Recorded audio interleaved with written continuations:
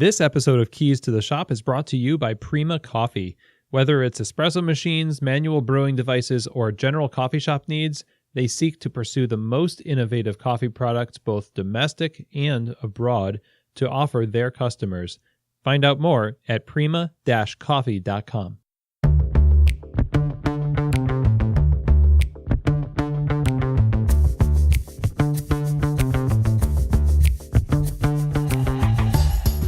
This is Keys to the Shop, episode 71, taking a European coffee trip with co-founder Alesh Pospisil.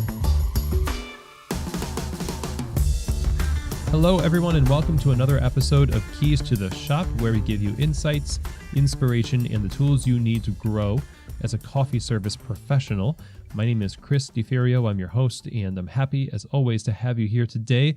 We're talking with European Coffee Trip today. Alesh Pospisil, who is one of the co-founders of European Coffee Trip, joined me in conversation talking about traveling, about cafes, reviewing cafes, and there's all sorts of great stuff in this interview that I know is going to enrich your career.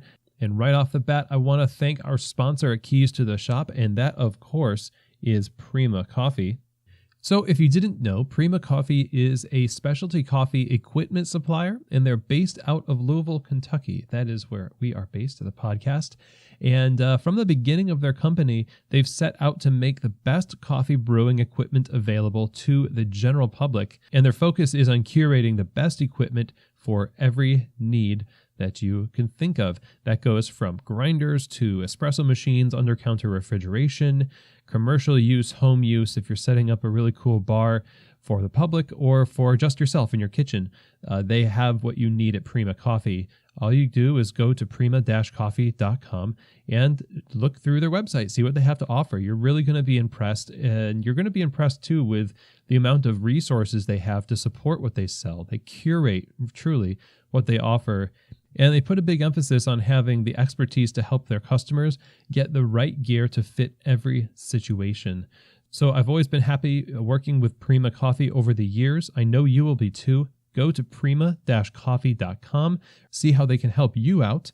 And my thanks to Prima Coffee for their sponsorship of Keys to the Shop and for helping us as an industry get the tools we need to do our jobs well. I also want to remind everybody to subscribe to the show if you haven't already. And if you visit our Instagram page and look in the show notes here as well, you're going to find a link to go to our survey, our listener feedback survey. Thank you to those of you who have already filled out that survey, just to give us a better idea of where you are in the industry and how this podcast can be of more help to you in your career. Always looking to improve and learn. So thank you ahead of time for that. So today, as I said, we are talking with Alesh Pospisil, who, along with his business partner Radek, founded European Coffee Trip, which is a media company that's dedicated to creating highly engaging content about the European specialty coffee community. They're best known for their cafe travel guide videos, showing you all sorts of cafes in various cities in Europe. And the instructional videos they have on their websites are also very helpful for brewing coffee, sharing lots of recipes from competitors throughout Europe, as well as competition coverage, interviews, articles. They do it all. And I have really enjoyed their work over the past few years here. I really enjoy watching the videos, and I feel like I get to explore these European cities with them. So really amazing work. I mean, they've featured hundreds of cafes in their travels, and I think they are the go-to resource if you want to discover great coffee in Europe and get a pulse of what's going on in the specialty coffee community. So on top of that, they're also working on their first documentary film about the AeroPress, which we will talk about a little bit more towards the end of our discussion today.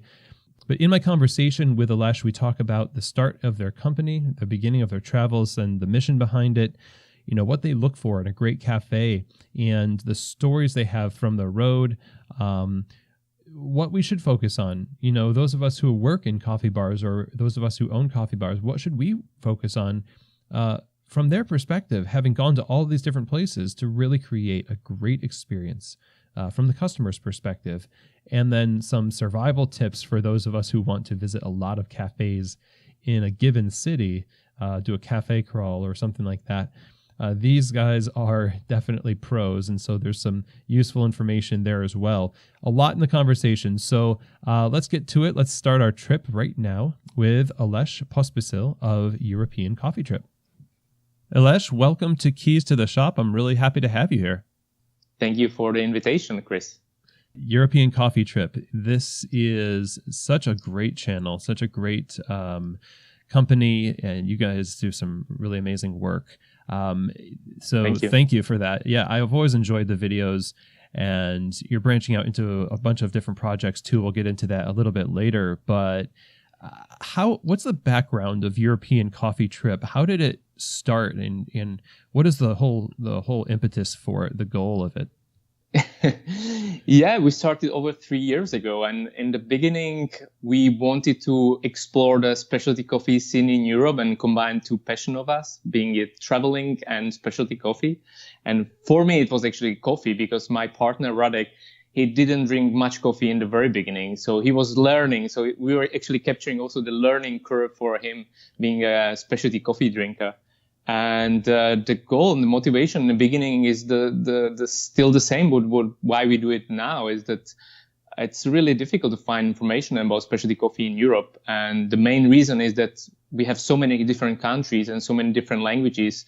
So in English, especially, it's so difficult. Like, you can find information about New York, about London, about Melbourne and San Francisco, but when it comes to Prague, Warsaw, Moscow and other cities and other countries, it was difficult, and it still is. So that's how we started, and that was our goal. Wow. So why is it so difficult? Because as soon as you said that, I thought, no way, because the coffee shop started essentially in Europe. And I would imagine that everybody knows everything about the cafe scene in Europe. But do you know? But I don't. You're right. No, I think the language barrier is the thing. Like, most of the people are, if they learn, second language, it's English also in Europe. And we have like so many countries, so many languages. So even if there are magazines, in Germany, in Czech Republic, very often, and blogs, very often they are in their native language. So there are really few magazines or media platforms that will be really informing about specialty coffee in Europe and doing it in English. So I think that's the main reason. So, okay, for you personally then, what attracted you to specialty coffee and the cafe scene in particular? What's so magical about it that you have invested yourself in this company so much in it? In the very beginning, it was the taste and something unknown, something that I didn't know. Like, when I attended my first home barista training, I was like just blown away. At the time, coffee was just coffee and tasted bitter. And then I tried coffee from Panama. It tasted like strawberry and milk chocolate. And at the moment I said, oh, okay, there is something to explore. And so I start learning and like, one of the tipping point happened in Switzerland, where I'm originally from Czech Republic, but I worked in Switzerland for a year. And after several months, the third wave coffee shop opened just around the corner from my office. And I became a really good friend with the owners and baristas. And then I started to discover more and created a community around this topic. And so when I came back to Czech Republic, and I wanted to work on my own project, on my own business, and coffee was one of the direction. And at the time, I get the idea of creating European Coffee Trip as a platform for people trying to find cool coffee shops wherever they travel. I met my partner Radek, and he got even more excited about the idea. So that how it all started. And then I think why we really do what we do is the feedback from people and especially people we meet who brings us energy back, and that's why we do it. Great. And you started, I imagine, just in your home country and worked your way out from there? Yeah, we had a plan. So we did sort of a trial period for about 3 months. And this is how we announced also European Coffee Trip. So we will travel in these 3 months, I think 10 different cities in Europe. Mainly, we have an advantage in Czech Republic. We are in the center of Europe. So it's not that far to travel to Germany, Poland, Slovakia, Hungary, and other countries. So it didn't cost us that much, and we didn't have to spend that much time. So we did for 3 months, and then we evaluated the feedback and reactions, and they were really amazing. So everybody was supportive. I think everybody sort of thought that they could do it, or they should do it, or they had the idea to do it. So that's why it probably resonated with that many people. And after 3 or 4 months, we decided, we don't know the business plan, we don't know how we earn money, but we should give it a try because it's interesting, and we would love to do more. Well, how do you go about choosing the cafes? Because surely you don't go to every coffee shop in a particular city. Yeah, that was difficult and still is. It's a research. In the beginning, it's always combination of asking the network of people and trying to find something on internet, trying to ask people we already know in a particular city. Also, the challenge is changing over time. When we were starting, it was about finding first 5, 6, 7 coffee shops in a city. Right now, it's very often different. It's about finding the best 10 cafes from 40 or 50 in the city.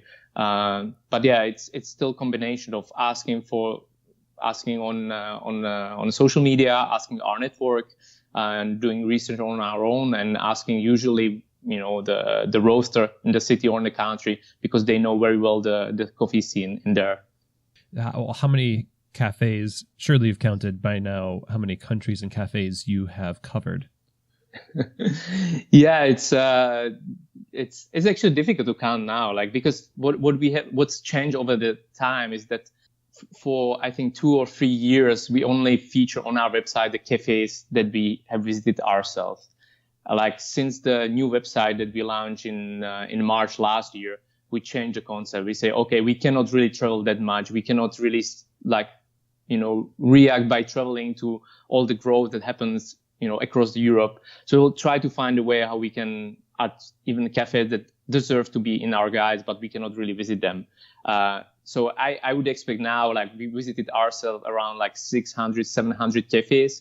In most of the European countries, but when I checked our website, so there is 63 city guides, so 63 cities where we can recommend at least 5 different specialty cafes, and we have over 1,000 cafes to choose from, and I believe we still need to add way more.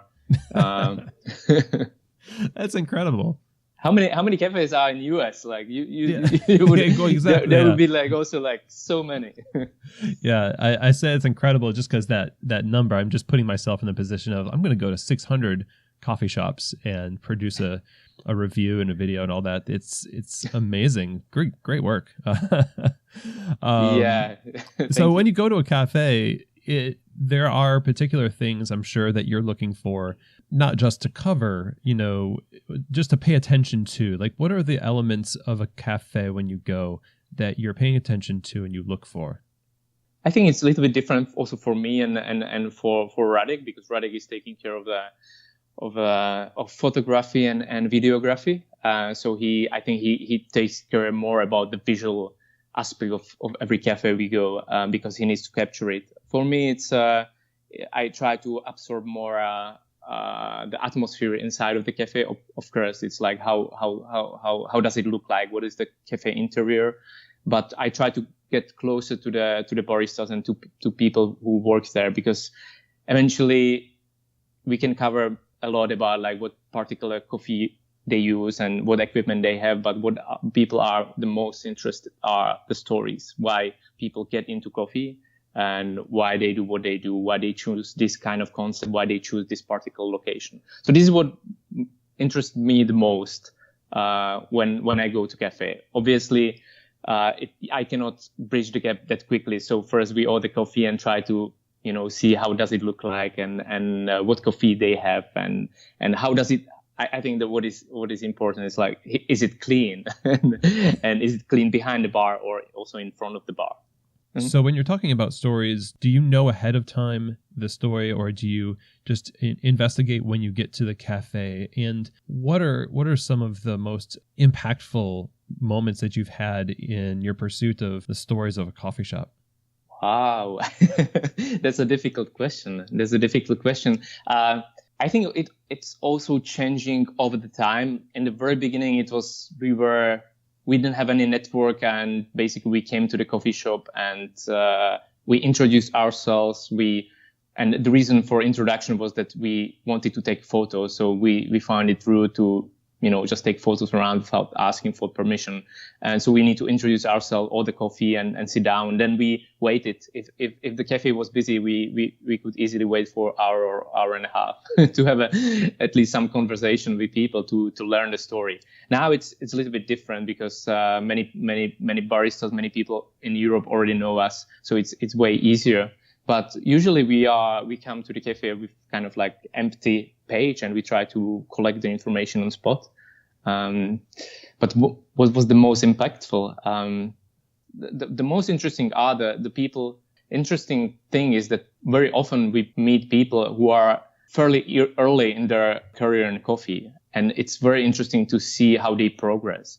They could start, their own business. They open their own cafes, or they start competing and become champions in their country, or we see them then on the world level, or they start their roastery. And that's very, very interesting and inspiring also for us that we met them in their beginnings, and we can just see what's happening in their life and how they are progressing.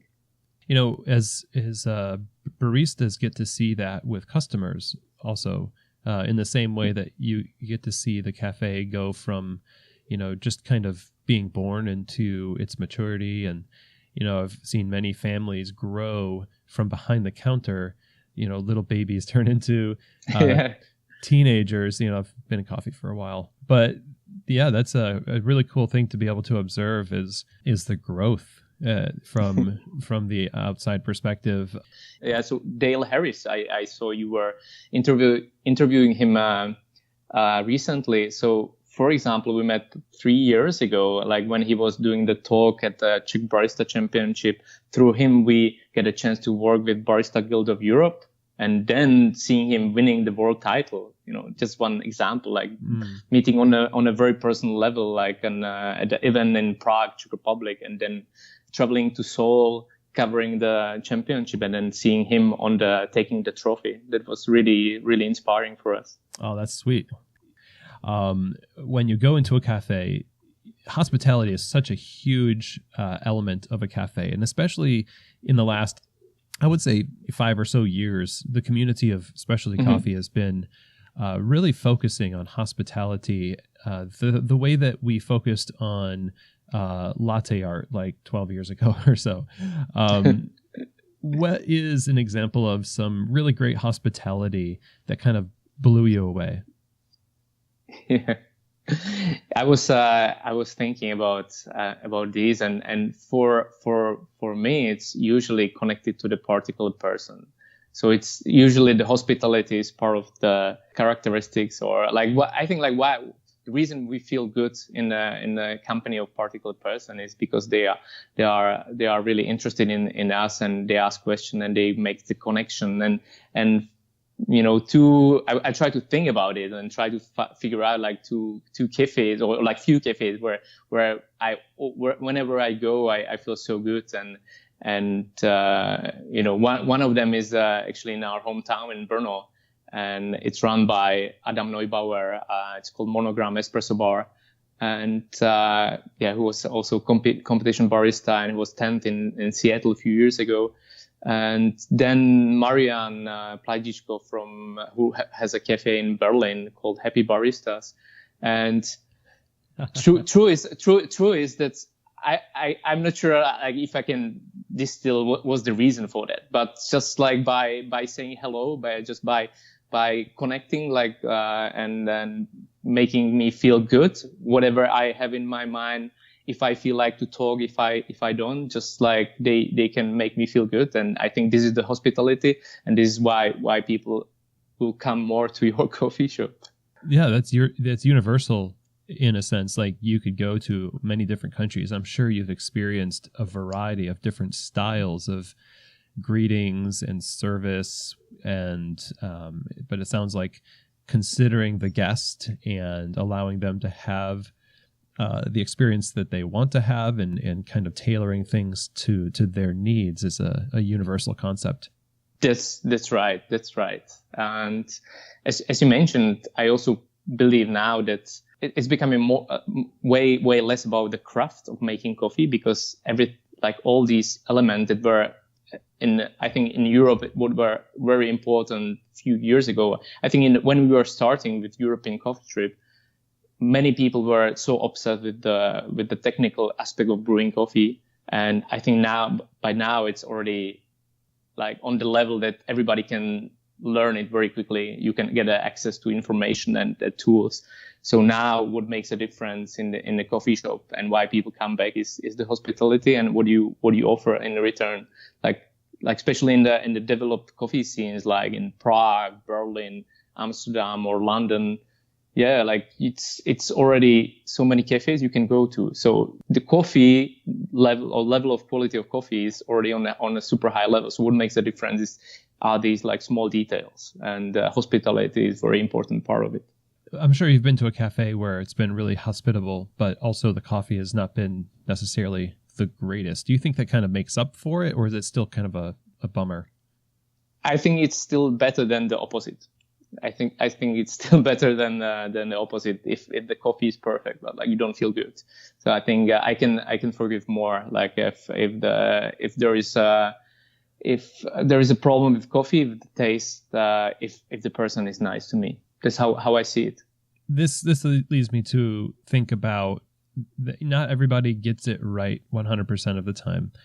And you've gone to so many coffee shops. I'm sure there have been situations where you may struggle with what to say about an experience because it just wasn't good, or maybe you were expecting it was good, but they're having an off day. Maybe the coffee wasn't tasting great and the people were also a little bitter as well. How do you are there cafes that don't make the list? I don't want you to throw anybody under the bus, but in reviewing, one of the things that I think, and a lot of people I think are in the same boat, we wonder, is it always a glowing review, and is there ever something that's just left off, like let's not cover that?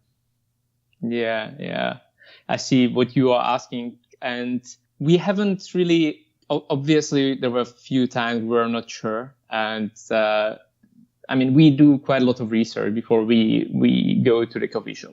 So I think that prevents most of these like moments where it's like, oh, this is not really good place we want to go, or we want people to recommend. On the other hand, also we have not coming from the industry. We don't consider ourselves as a coffee expert. So we don't necessarily come to the coffee shop necessarily to evaluate, the taste notes and like if the extraction was like 100% right. We are more on the side of the customer and how the customer would perceive this experience. So that's, I think, the advantage over the coffee professional who goes more into the technical details and overlook the other parts. Like, we have the editor and working with us, and she's a professional barista, and often she would be very, very negative about the particle tiny aspect, being it cleanliness or being it like the dosing that we might easily overlook.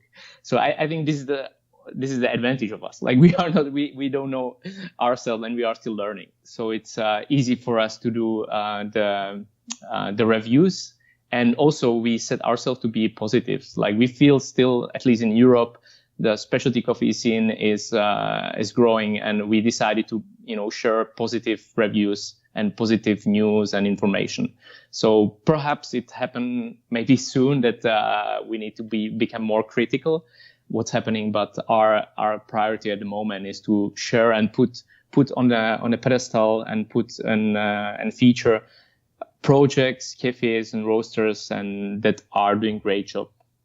And that'll help other people that are watching you just use what they've learned from that positive example, more so than if they saw you being really critical.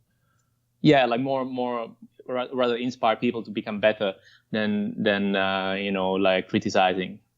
Yeah, I guess criticism is not really inspiring, is it? I don't know. Yeah, Depending on who you are. Yeah.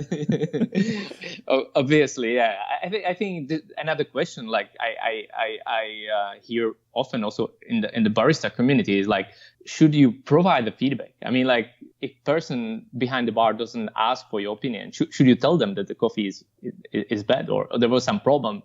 Because if I don't think like everybody's prepare for feedback or expect that. So yeah, I don't know. What's your perspective? Like, so if you have a bad experience, do you always tell the barista, or only if he asks? That's a great question. It's a great topic because we want to propel the industry forward, and what you do with your positive focus on coffee shops, I think really is what makes the biggest difference. If you're connected to the owner of a coffee shop, it's probably best to talk to them about it. But this is a conversation a lot of people are having. And when we have bad experiences, we feel wronged. We feel we've been mistreated. And so it's the desire to broadcast negative is always a little bit stronger than the desire to broadcast a positive message. Yeah, I agree. And that's why we have this policy so far. Good. So earlier in our conversation, we were talking about how you started this European coffee trip and people were really responding well. When you're at 600 cafes and, or 1,000 cafes, 600 that you yourself have visited, have you seen that impact come back to you, in terms of the owners telling you that it's made a difference in their cafe, or people have visited their stores because of European coffee trip? Yeah. You are right. And I think we hear more often from people who are choosing or who are traveling and trying to find their the cafes to visit, because they can connect to us very often on social media, on Instagram and Facebook.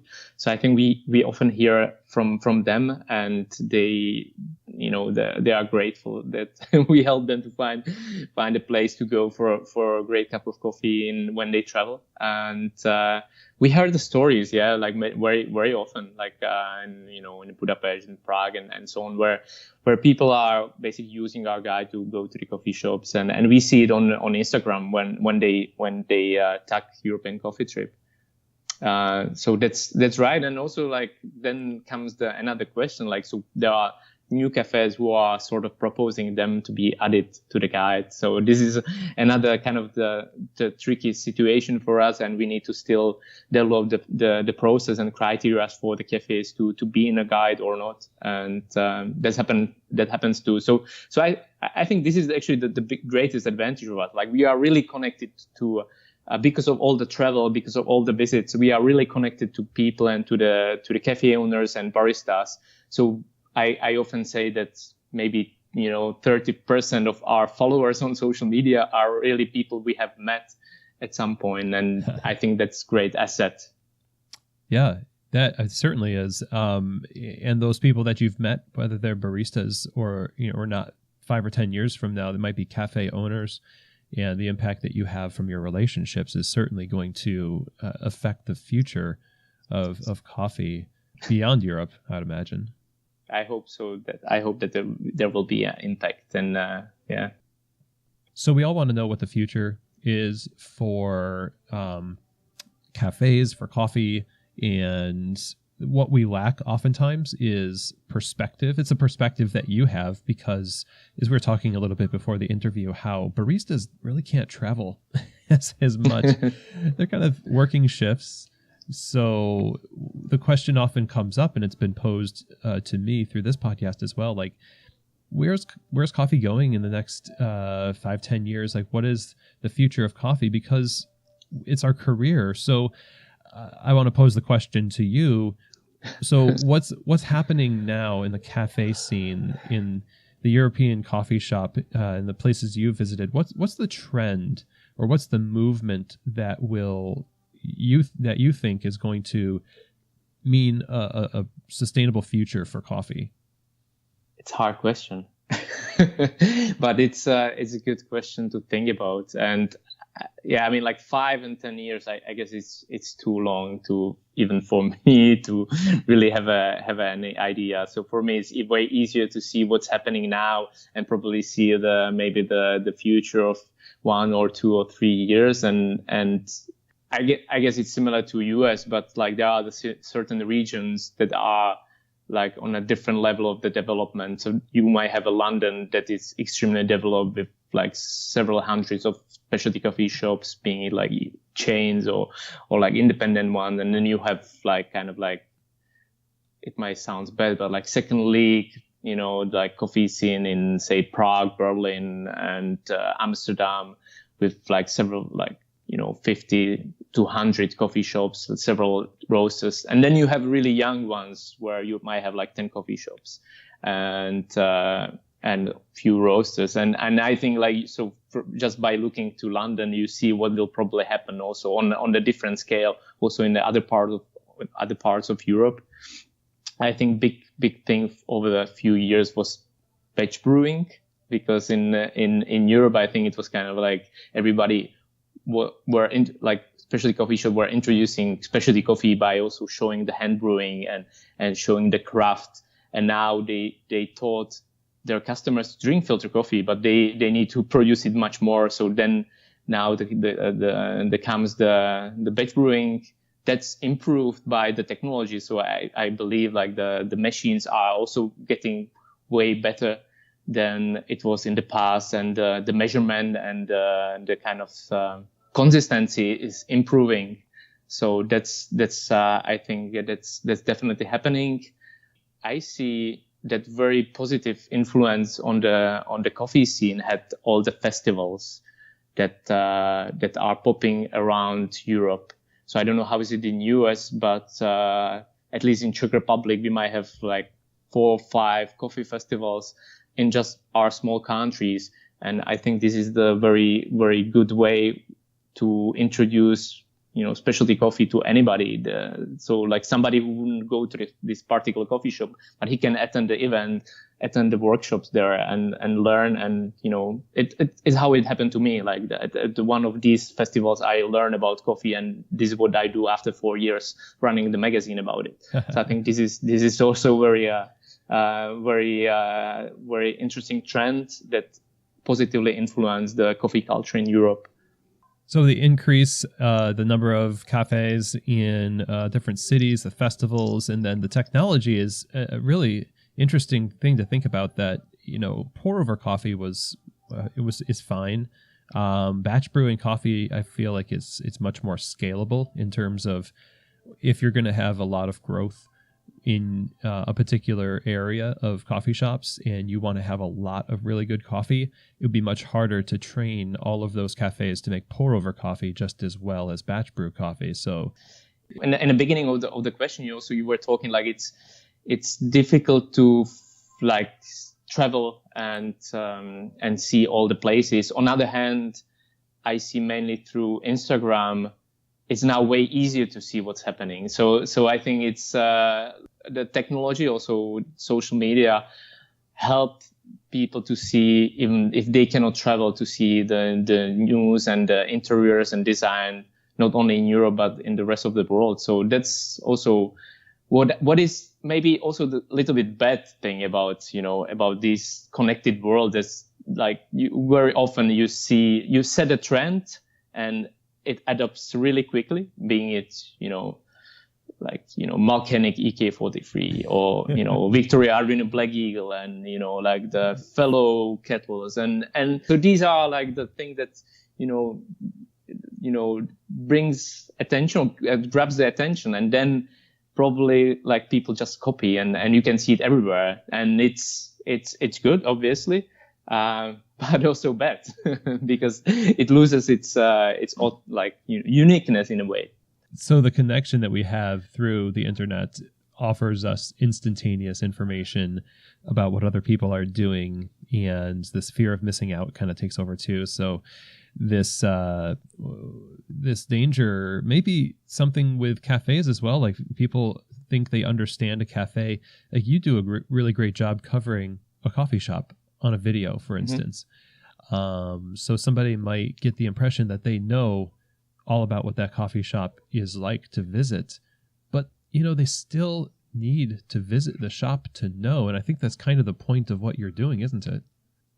Yeah, I mean, like our goal is not to just share the photos and for like, we want people to travel. Like we love traveling and we love exploring, and we believe that discovering new city through its coffee scene is one of the most beautiful way to discover a city, because very often the cafes are spread across the city, are close to the interesting monuments and sites, and you get relatively cheap food and drinks, you get internet, you get electricity, you can charge all your phones.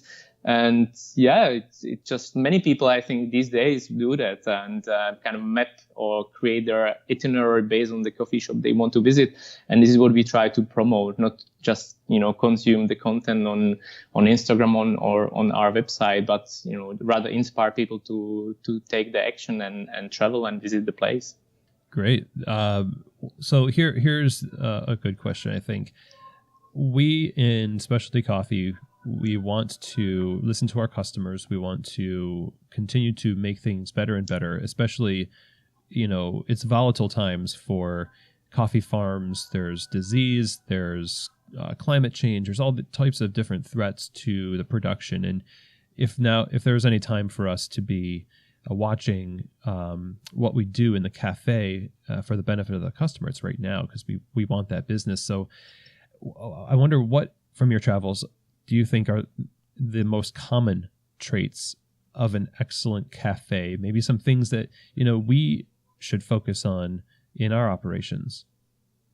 Yeah, that's another difficult question.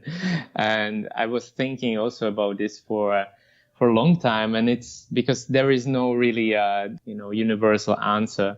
I think I mentioned before in the interview, but what makes the biggest difference is the people that works behind the bar and in a cafe.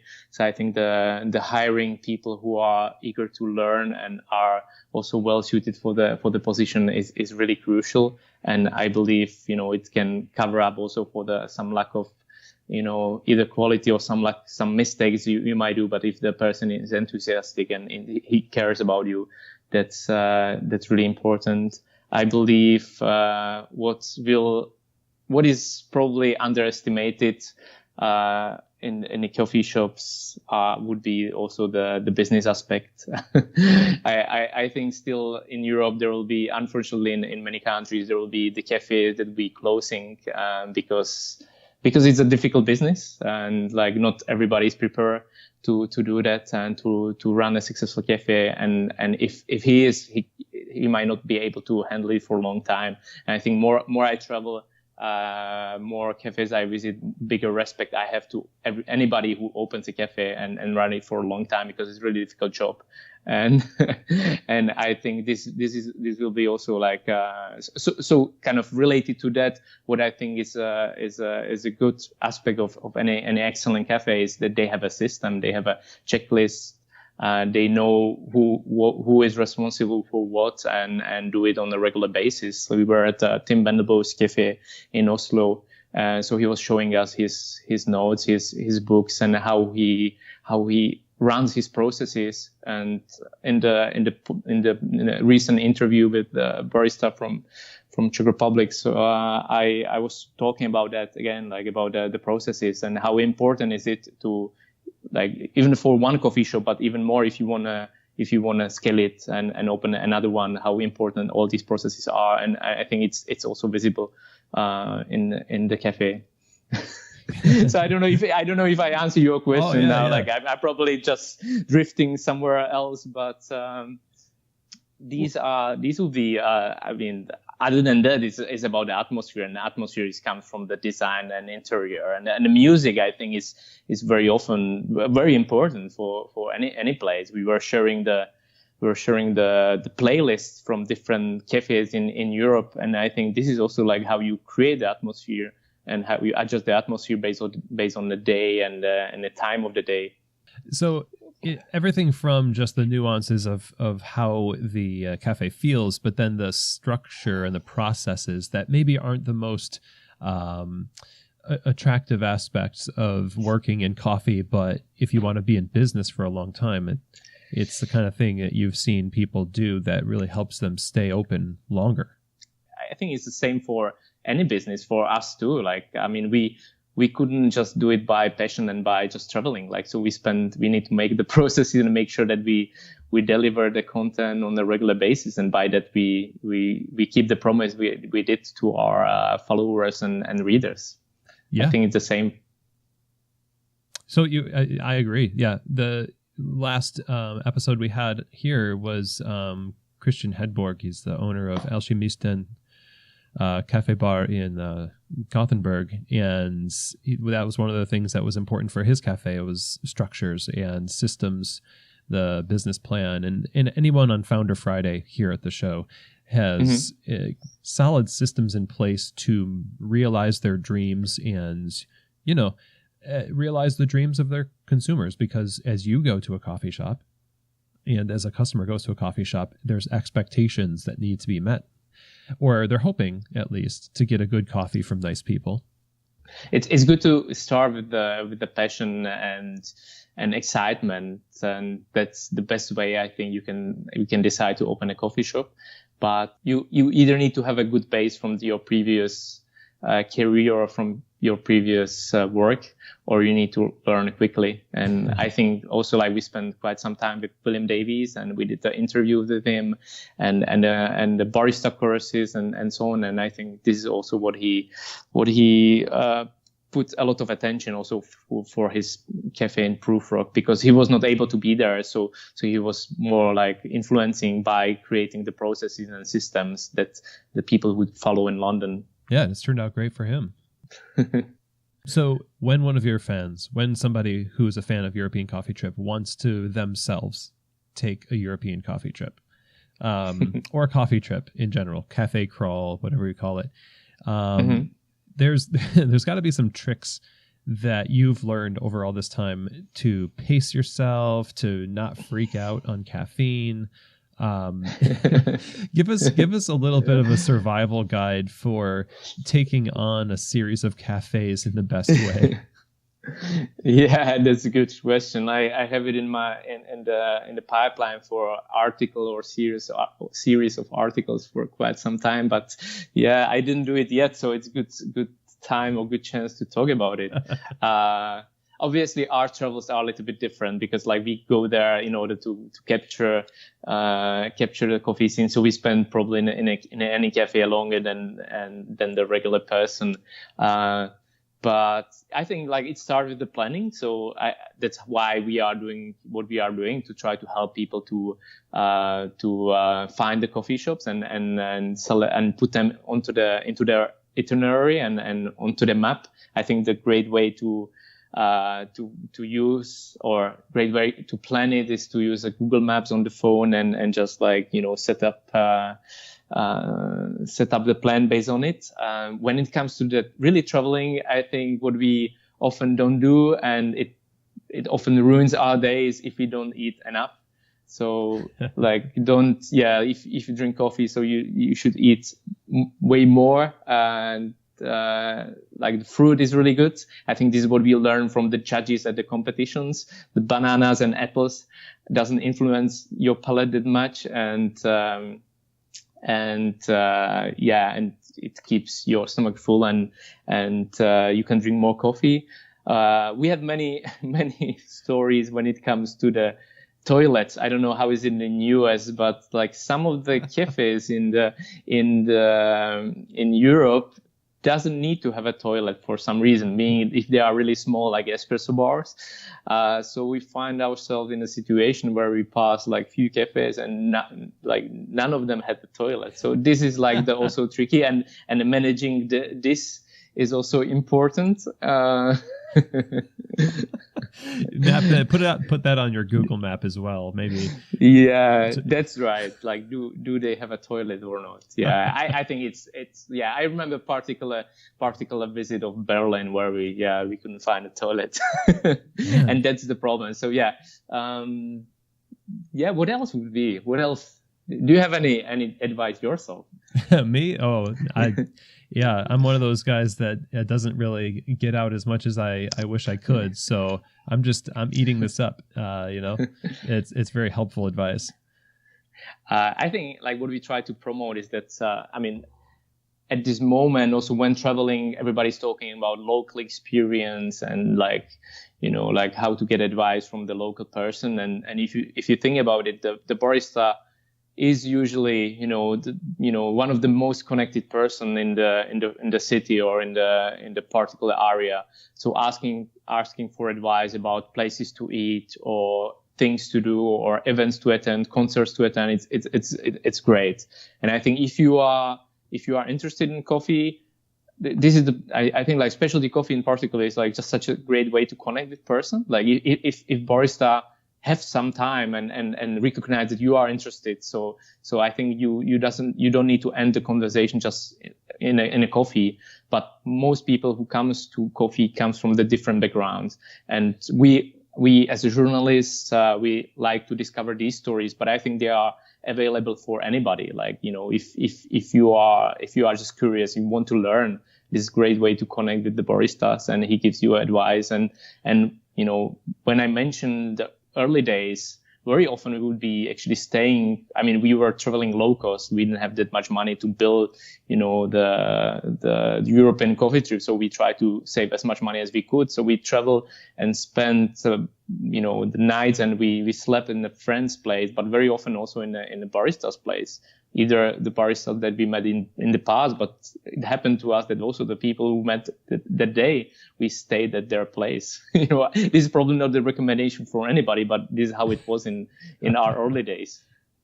Universally, it seems if you just take the chance to reach out to somebody, they're going to reciprocate in a pleasant way. They're not going to bite you.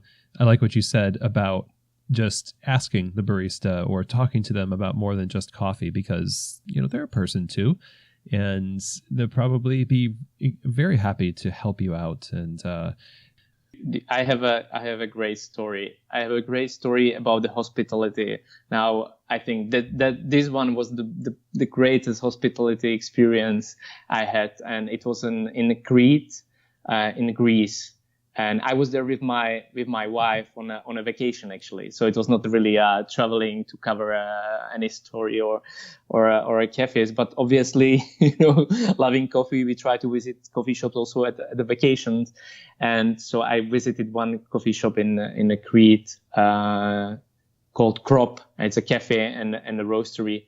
And I didn't know anybody there, but because we did the video from Athens just a few weeks before, they sort of recognized my face. So they just say hello, and then we were talking. They really immediately started me describing what they are trying to do and how they run the cafe and roastery.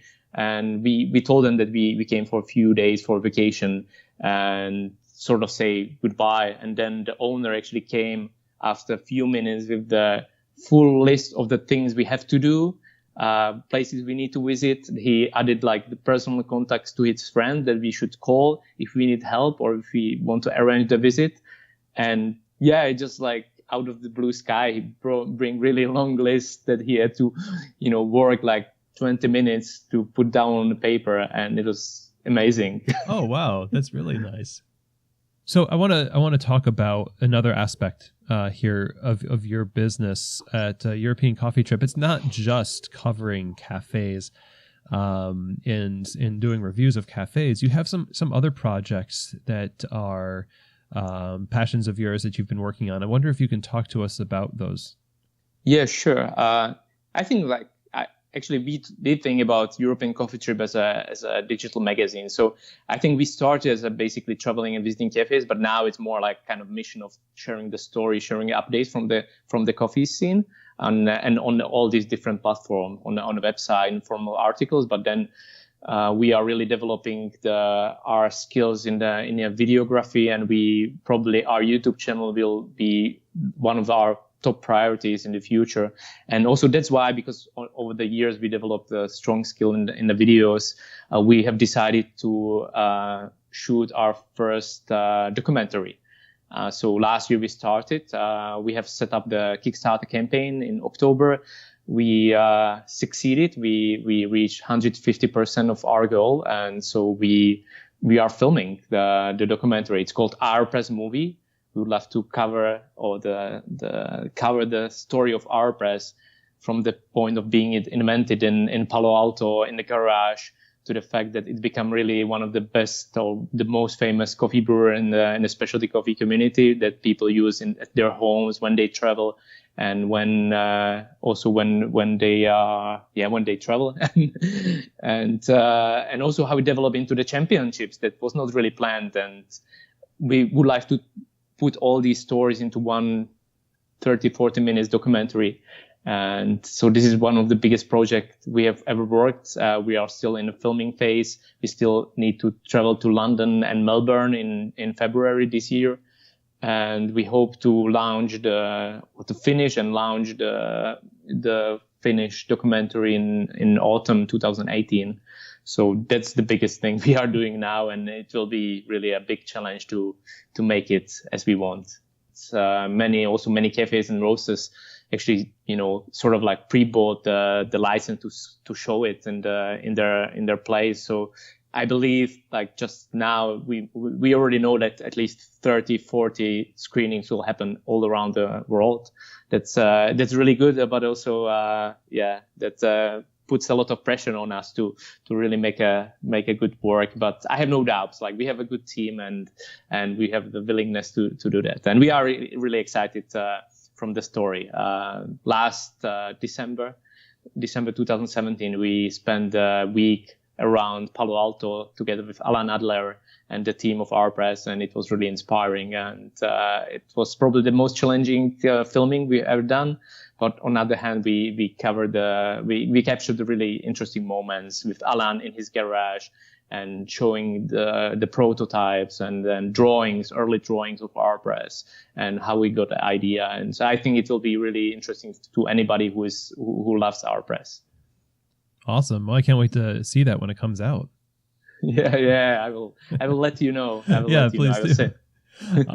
So I feel like if anyone's going to tell the story of not just AeroPress, but of a cafe of specialty coffee, you all have proven yourselves to be trustworthy and excellent stewards of that story, and have done some really amazing work. And I'm excited to see all the stuff that happens with European Coffee Trip in the coming years. And I'm super thankful for you coming on the show and giving us some insight into your origins, and helping us make our cafes better from your perspective of traveling to so many cafes. How can we stay in touch with what you all are up to?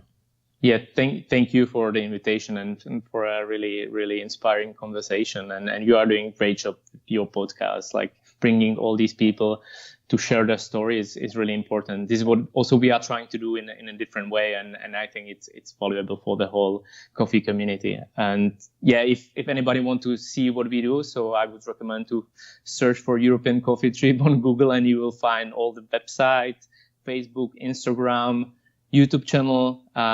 We share, several pieces of content every single week. And yeah, if you are interested in specialty coffee in Europe, this is the place you should go. And for Aeropress Movie, is same, aeropressmovie.com, and Aeropress Movie on Instagram. Great. Well, thank you once again, and thank you for the compliment. I'm really, again, honored to have you on the show. And keep on doing great work. Thank you very much. It was so great to talk with Alesh about their travels and projects that they're working on with European Coffee Trip. I'm super impressed with the work they do. It's really been an enriching experience to watch their videos and to learn about the culture and cafe scene and specialty coffee community in Europe.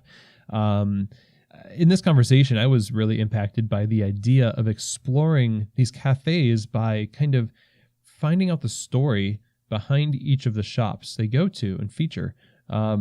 Just the sheer magnitude and wealth of stories contained in our community the world over is just awe-inspiring. And I think we all get to add to that story as we work in coffee and go and visit coffee bars. So it's really awesome to see what a great job European Coffee Trip is doing, highlighting the stories and the evolution of this community of specialty coffee in Europe. So my thanks to Alesh for taking time today to share a bit about what they do and the story behind it. Truly inspiring.